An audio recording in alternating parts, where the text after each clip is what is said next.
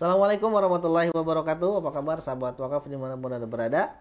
Kali ini kita akan membahas kisah mu'alaf seorang aktivis feminisme. Nah, buat teman-teman yang belum tahu feminisme itu apa, itu adalah gerakan atau ide dari apa yang lahir dari ideologi kapitalis. Yang mana ini untuk memperkuat ide-ide daripada ideologi kapitalis itu sendiri. Jadi feminisme itu contohnya emansipasi gitu kan, kesetaraan gender.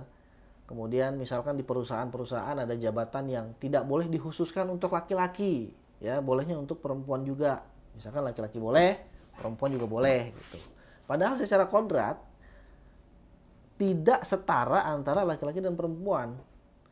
Contoh misalkan ya, yang menjadi kepala rumah tangga itu nggak bisa perempuan, biasanya laki-laki, gitu kan. Kemudian yang jadi seorang presiden sekarang kan boleh tuh perempuan kan. Padahal pucuk pimpinan negara itu kalau dipimpin oleh perempuan, kita belum pernah lihat ya di dalam kepemimpinan Islam itu khalifah itu atau pemimpin negara itu perempuan itu belum ada, karena Rasul juga nggak pernah mencontohkan atau menginstruksikan gitu kan khalifahnya atau pemimpinnya itu perempuan gitu. Jadi memang kalau misalkan memang dikatakan emansipasi, ya tidak perlu dong ada yang namanya kereta nih. Saya sebagai pengguna kereta listrik di Jakarta, gerbong awal sama gerbong akhir itu khusus untuk wanita.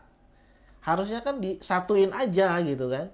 Kenapa dipisahkan? Kenapa kalian itu tidak mau mengkomentari itu gitu? Kesetaraan gender gitu kan. Terus kemudian parkiran di mal-mal itu ada parkiran khusus wanita. Terus kita yang bawa mobilnya itu adalah laki-laki, nggak boleh parkir di situ. Loh, katanya kesetaraan gender, tapi kok harus dipisahkan gitu. Kenapa kalian nggak komplain gitu? Komplainnya cuma pada misalkan jabatan dan lain-lain gitu. Nggak bisa lah, harus fokus lah gitu kan, harus sama lah. Nah, akhirnya salah satunya adalah terjadi pada mantan aktivis feminisme ini, yang mana dia itu setelah masuk Islam ditawar sama orang untuk ngelepasin jilbabnya itu dengan dibayar 1 mobil Ferrari.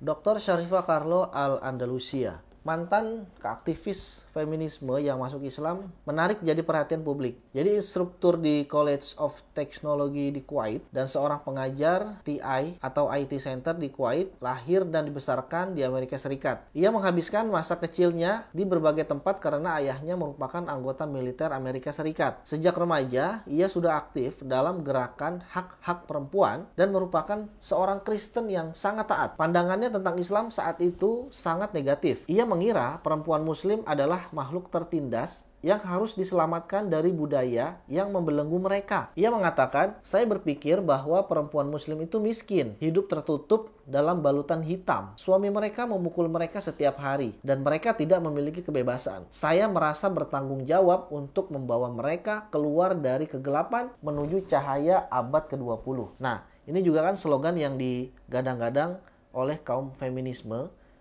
yang ngambil atau ngutip atau bahasa kasarnya mencuri istilah dari habis gelap terbitlah terang karya Raden Ajeng Kartini.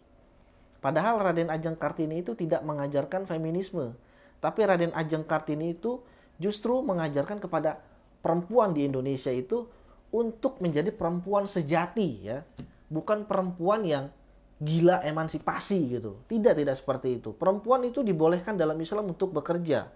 Levelnya itu sampai hukumnya itu mubah. Tidak sampai sunnah, apalagi wajib.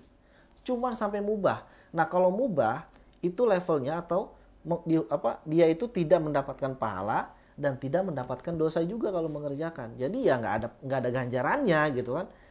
Baik ganjaran pahala atau ganjaran dosa. Dan inilah bahayanya kaum feminisme. Ia memulai perjalanan spiritualnya, yakni jalan Islam yang pernah ia benci dan ia ingin lawan sebelumnya, dimulai dari ia direkrut oleh sebuah kelompok feminisme yang bertujuan untuk membebaskan wanita muslim dari tuduhan penindasan. Mereka menempatkan orang-orang di seluruh dunia. Mereka ingin saya bekerja dalam isu hak-hak perempuan untuk menjauhkan perempuan dari Islam, mencoba menghancurkan keluarga muslim melalui isu gender dan perempuan. Kelompok ini mendorongnya untuk mempelajari hubungan internasional dengan fokus di Timur Tengah dengan maksud agar ia bekerja di kedutaan besar Amerika di Mesir untuk mempromosikan hak-hak wanita di antara komunitas muslim. Bagaimana ia kembali ke Islam adalah sebuah kisah tentang sebuah rencana.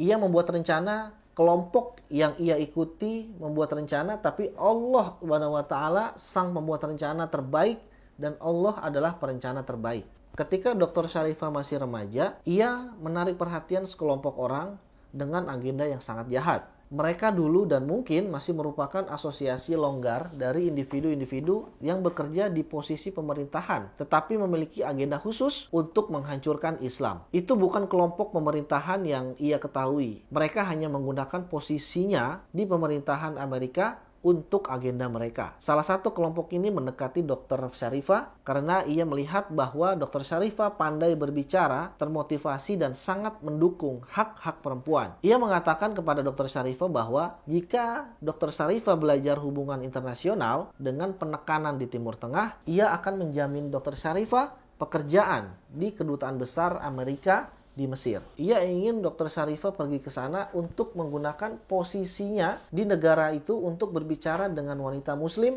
dan mendorong gerakan hak-hak perempuan yang masih muda. Dr. Syarifah berpikir bahwa ini adalah ide yang bagus. Ia pernah melihat wanita muslim di TV dan ia tahu mereka adalah kelompok tertindas yang miskin dan ia ingin menuntun mereka menuju cahaya kebebasan di abad ke-20. Lalu ia kuliah dan memulai pendidikannya. Dr. Syarifah mempelajari Al-Quran, hadis, dan sejarah Islam. Ia juga mempelajari cara-cara agar dapat menggunakan informasi ini dengan tujuan melemahkan mereka. Dr. Carlo belajar bagaimana caranya memutarbalikkan kata-kata untuk menyampaikan apa yang ingin ia sampaikan kepada mereka. Itu adalah cara yang sangat bagus. Namun begitu Dr. Syarifah mulai belajar, ia mulai tertarik dengan pesan ini. Ya, itu masuk akal.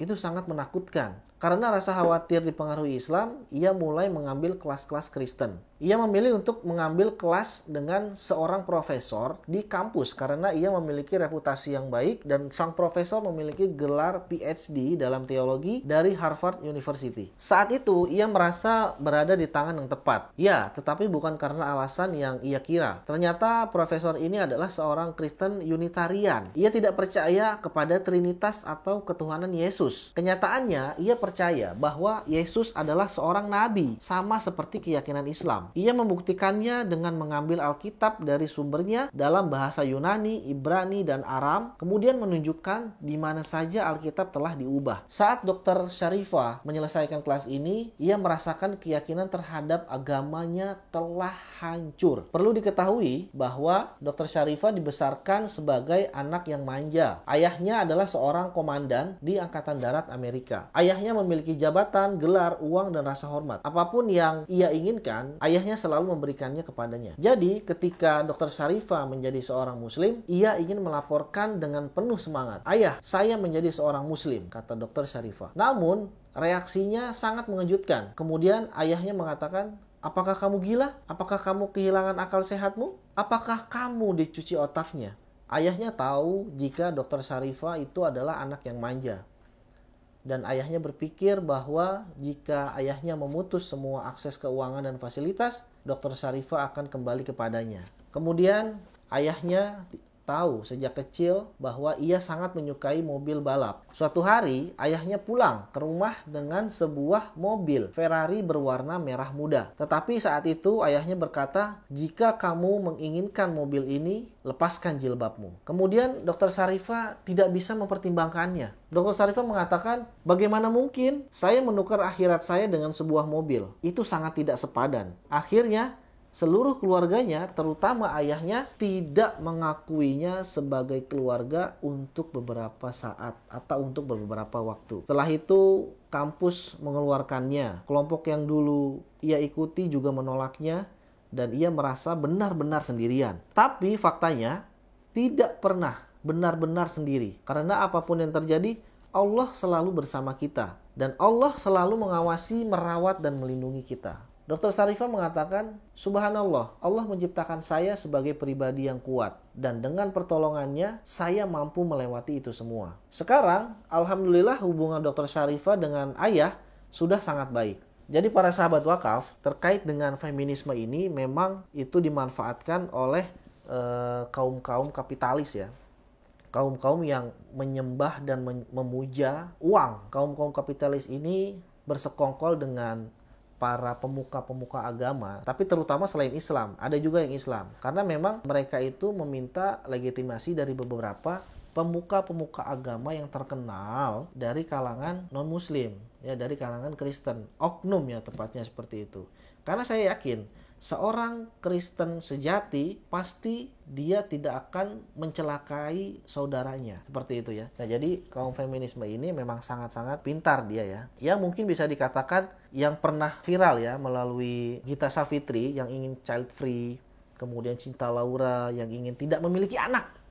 Nah, itu kan gerakan-gerakan feminis gitu kan. Karena kalau memiliki anak itu repot, ribet gitu kan. Iya, seperti itu. Jadi itu adalah gerakan-gerakan feminis yang dimasukkan ke dalam otak-otak perempuan muslim atau para muslimah agar kaum kapitalis ingin kaum muslimin ini tidak berkembang biak secara masif ya. Program KB ya kan, 2 anak cukup. Nah, ini menandakan bahwa ketakutan-ketakutan kaum kapitalis yang saat ini sedang berkuasa ya kan, setelah runtuhnya Khilafah Islamiyah pada tahun 1924 itu tetap ingin berkuasa, padahal ya ini adalah cara-cara mereka untuk bisa melanggengkan kekuasaan kapitalisnya melalui feminisme. Nah, itu tuh contohnya tuh kan. Niatnya pengen menghancurkan generasi muda perempuan Islam di Mesir, ternyata malah masuk Islam. Nah, itulah kan. Setelah masuk Islam, disuruh buka jilbabnya, ditukar sama Ferrari yang harganya miliaran, nggak mau. Nah, seperti itu harusnya seorang muslimah tuh kan. Nggak gampang digoda sama harta, tahta, ya kan. Jadi seperti itu para sahabat wakaf sekalian. Mudah-mudahan kisah ini menjadi inspirasi buat kita semuanya, terutama buat kaum muslimin dan juga kaum muslimah yang memang masih setia dengan agama Islam. Jika memang konten ini bermanfaat, silahkan like, komen, dan share. Dan jangan lupa yang belum subscribe channel ini, silahkan subscribe agar kami semua semakin semangat memberikan konten yang edukatif dan informatif. Assalamualaikum warahmatullahi wabarakatuh. Jadi salah satu hambatan di jalannya, ya ini nih. Nah, ini salah satu.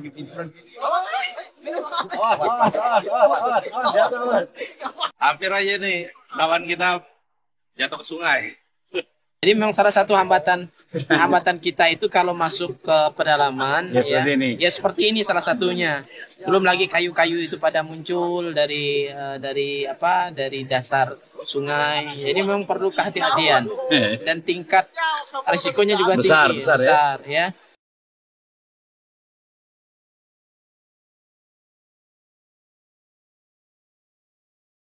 Ya begini kondisi ketika kita masuk ke pedalaman Sinten, Kalimantan Barat, kita memang harus bisa membaca kondisi sungai, kondisi alam. Kalau pada saat air naik, kita aman. Pada saat air surut, maka posisinya kita harus berhati-hati.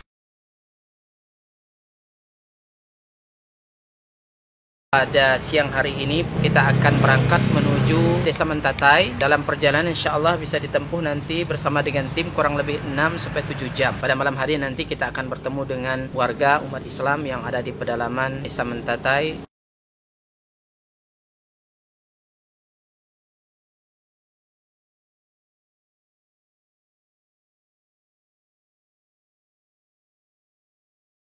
Alhamdulillah sudah kurang lebih 600 mu'alaf yang masuk Islam dengan asbab dakwah ini. Dan tentunya ini tidak hanya sebatas mereka memeluk Islam, tetapi masih banyak PR-PR yang harus kita selesaikan. Dalam hal ini kami membina mereka membutuhkan Al-Quran untuk kita sampaikan kepada mereka yang menjadi sarana mereka dekat dengan Allah Subhanahu wa Ta'ala.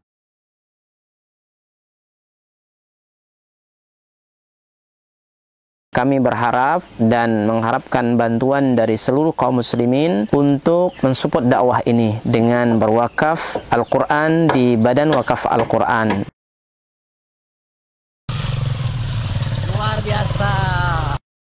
Kaum muslimin yang dicintai oleh Allah Subhanahu wa Ta'ala, perlu kita ketahui bahwa pondok ini sangat dibutuhkan karena memang di sini sangat minim akan bahkan mungkin bukan lagi dikatakan minim, memang tidak ada lembaga semacam pondok pesantren yang berdiri di Desa Nangat Tempunak ini. Yang kedua adalah kerusakan akidah. Ya, jadi di sini jika tidak ada pesantren ini rusaknya luar biasa. Apalagi memang pemurtatan sangat kuat di Desa Nangat Tempunak ini. Jadi memang misionaris-misionaris itu masuk kemari itu dengan materi yang kuat, ya, dengan iming-iming yang kuat. Dengan adanya pondok pesantren ini mengkader anak-anak para mu'alaf, ya, dari suku Dayak yang berasal dari pedalaman ini sangat mudah. Jika mereka sudah belajar agama, kemudian mereka sudah paham dengan agama dan mereka sudah hafal Quran, mereka akan kita kembalikan ke kampung-kampung mereka.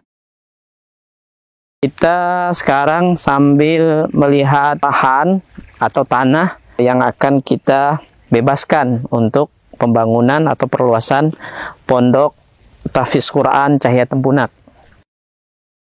Lokasi ini adalah lokasi yang bebas daripada banjir dan luasnya kurang lebih 4 hektar, dan insya Allah di sini nanti akan kita bangun sarana ibadah, kemudian sarana untuk tinggal mukimnya para santri, kemudian aula belajar dan pertemuan para santri. Dengan demikian ini akan membantu dakwah dan memaksimalkan dakwah di pelosok pedalaman Sintang, Kalimantan Barat. Kami mengajak kepada seluruh kaum muslimin untuk mensupport, membantu dakwah ini dengan menyiapkan donasi dan wakaf terbaik melalui Badan Wakaf Al-Quran, dan semoga apa yang kita korbankan di jalan Allah SWT, harta kita, lelahnya kita, semua akan Allah berikan ganti dengan ganti yang lebih baik, kemudian diberikan balasan dengan balasan yang terbaik. Dan kami mendoakan semoga antum semua dijaga oleh Allah SWT dari seluruh musibah baik dunia maupun akhirat. Barakallahu fikum. Assalamualaikum warahmatullahi wabarakatuh.